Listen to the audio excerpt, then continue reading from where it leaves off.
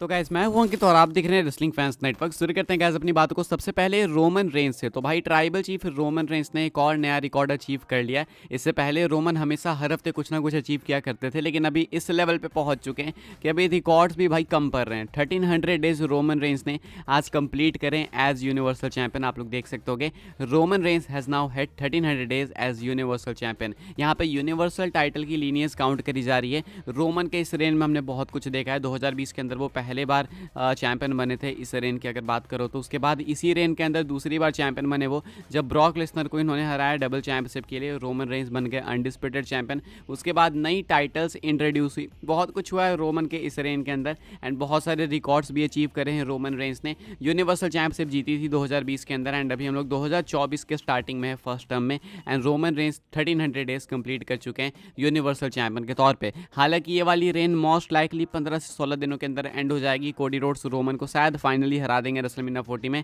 And finish कर देंगे अपनी स्टोरी। तो शायद सिर्फ 15 दिन बचे हैं रोमन के इस आइकॉनिक रेन के अंदर।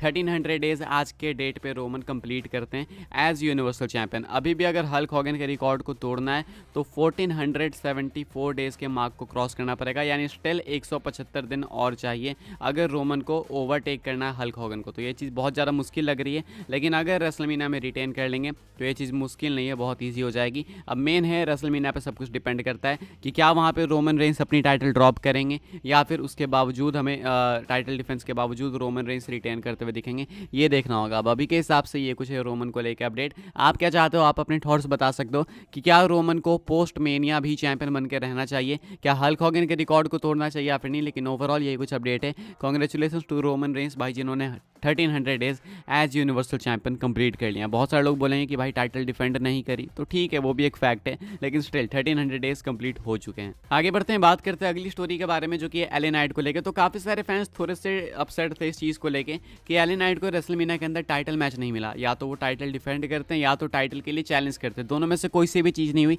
इसको लेकर फैंस काफ़ी सारे अपसेट थे उनके। कई लोग चाहते थे कि लोगन पॉल को ही फेस करे LA Knight United states championship के लिए, लेकिन अभी रेसलमेनिया के अंदर वो एज स्टाइल्स को फेस करने वाले हैं। इसके ऊपर खुद रिएक्शन दिया है एले नाइट ने, कहते हैं there are so many different ways I can answer that. किस चीज़ की बात हो रही है यहाँ पे कि आखिर उन्हें अपॉर्चुनिटी क्यों नहीं मिली एंड वो क्या सोचते हैं इस चीज़ के बारे में, जो कि फैंस उनके अपसेट हैं।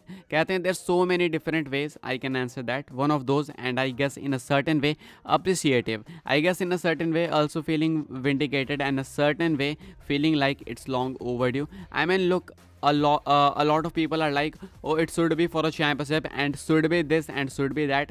Look man, it is what it is and you're talking about a hell of a spot to be in and I'm not crying about it. So तो भाई इन्होंने अपने एक्सेंट में एंड अपने तरीके से चीज़ें बोली हैं। अब मैं आपको बता देता हूँ, फंबल हो गया थोड़ा सा। यहाँ पे बेसिकली बताते यही है कि मैं इसको कई तरीके से आंसर कर सकता हूँ, अप्रिशिएट भी कर सकता हूँ उस चीज़ को, या फिर ऐसा भी रो सकता हूँ कि भाई बहुत लंबा समय हो गया ये वो करके, बहुत सारी चीज़ें कर सकता हूँ मैं। लेकिन मैं सिंपल यही आंसर करूँगा कि अप्रिशिएट करता हूँ मैं उन लोगों को जो कि चाहते थे कि मैं चैंपियनशिप मैच में हूँ, जो लोग अलग अलग डिमांड कर रहे थे उन सबको मैं अप्रिशिएट करता हूँ। लेकिन एक चीज़ है कि हाँ, मैं एक्सेप्ट कर रहा हूँ जो भी मेरे प्लेट में जो सामने है मैं उसे एक्सेप्ट कर रहा हूँ। ऐसा नहीं है कि मैं चैंपियनशिप मैच के लिए रहूँगा या फिर वो जो मुझे मिला है मैं उसमें काफ़ी खुश हूँ, ये कुछ कहना है एले नाइट का। तो एले नाइट खुद अपने रेसलमेनिया मैच से खुश हैं। मेरे अकॉर्डिंग भाई एजे स्टाइल्स कोई छोटा नेम नहीं है, बहुत बड़ा नेम है। एजे स्टाइल्स का जब WWE डेब्यू हुआ था उसके बाद उनका जो फर्स्ट रन था कितना आइकॉनिक था हम सबको पता है। जॉन सीना के साथ वाली फ्यूड मेरी फेवरेट फ्यूड है अभी तक की एजे स्टाइल्स की। तो एजे स्टाइल्स कोई छोटा नेम नहीं है। WWE के बाहर भी बहुत ही बड़े नेम है एजे स्टाइल्स, चाहे TNA देख लो चाहे NJPW कहीं पे भी देख लो, हर जगह ढूंढ लो।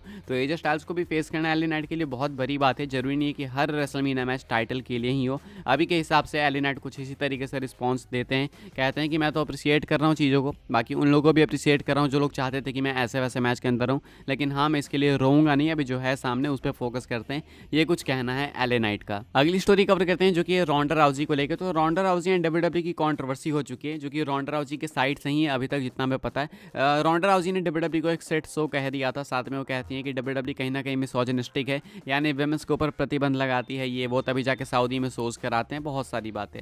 अभी इसको लेकर रेसलिंग ऑब्जर्वर न्यूज़ लेटर के अंदर बातें करी गई। मैं आपको सीधा पढ़ के बताता हूँ, देन आपको समझाता हूँ। कहा गया है Ronda Rousey felt that WWE was a misogynistic culture and by the time she left despised Vince McMahon but remained friendly with Stephanie and had positive things to say about Triple H. Was also noted that while she despised Vince, she to this day loves Dana White. कहा गया है wrestling observer news letter के अंदर कि रोंडा राउजी को ऐसा लगता है कि WWE जो है काफ़ी मिसोजिनिस्टिक है, यानी मिसोजिनिस्टिक मतलब भेदभाव करने वाली, अगर आप देखोगे फीमेल सुपरस्टार को मेन सुपरस्टार्स के कंपैरिजन में, तो ऐसा कुछ कहना है रोंडा राउजी का। वही बात जो पिछली बार मैंने आपको बताई कि वो सऊदी वाली चीज़ लाती हैं उठा के, तो मिसोजिनिस्टिक बताती हैं पूरी कंपनी को। उसके बाद कहती हैं, साथ में बताया ये भी जा रहा है यहाँ पे रेसलिंग ऑब्जर्वर न्यूज़ लेटर के अंदर कि उन्होंने जो सेट शो वाले कमेंट्स करे वो बेसिकली विंस मैकमैन के लिए थे। विंस मैकमैन को काफ़ी ज़्यादा नापसंद करने लगी थी जब वो निकली कंपनी से। तो स्टेफनी मैकमैन के साथ स्टिल फ्रेंडली थी, ट्रिपल एच के बारे में भी अच्छी बातें करी थी इन्होंने, एंड डैना वाइट को भी स्टिल उन्हें काफ़ी अप्रिशिएट करती हैं रोंडा राउजी अभी तक, आज तक ये कुछ बताया जा रहा है। तो इनको मेन दिक्कतें विंस मैकमैन से ही हैं एंड उनके खिलाफ ये काफ़ी बातें कर रही थी, ये कुछ बताया जा रहा है। बात करते हैं गैस अपनी अगली स्टोरी के बारे में जो कि ब्रे वाइट को लेके। तो ब्रे वाइट क्यों नहीं हुए हॉल ऑफ फेम के अंदर इंडक्ट, इसको लेके एक और तगड़ा रीज़न मिला है। एंड इस साल क्यों नहीं इंडक्ट हुए, इसका मतलब ये नहीं कि कभी नहीं होंगे, आगे तो होंगे ही होंगे, लेकिन इस साल क्यों नहीं हुए इंडक्ट, इसके पीछे का रीजन है रेसलिंग ऑब्जर्वर न्यूज़ लेटर के अंदर ही कहा जा रहा है। I was told the new Bray Wyatt documentary had something to do with the decision not to induct Wyatt into the hall of fame this year, that this year they were doing the big documentary for him and would induct him later. कहा जा रहा है कि WWE ने सोचा कि इस साल हम लोग ये इतनी बड़ी डॉक्यूमेंट्री कर रहे हैं तो सब एक साल ही क्यों कर दे, ये बाद में भी कर सकते हैं। ये बाद में मतलब क्या, यानी हॉल ऑफ फेम इंडक्शन। तो ये छोटी सी अपडेट है।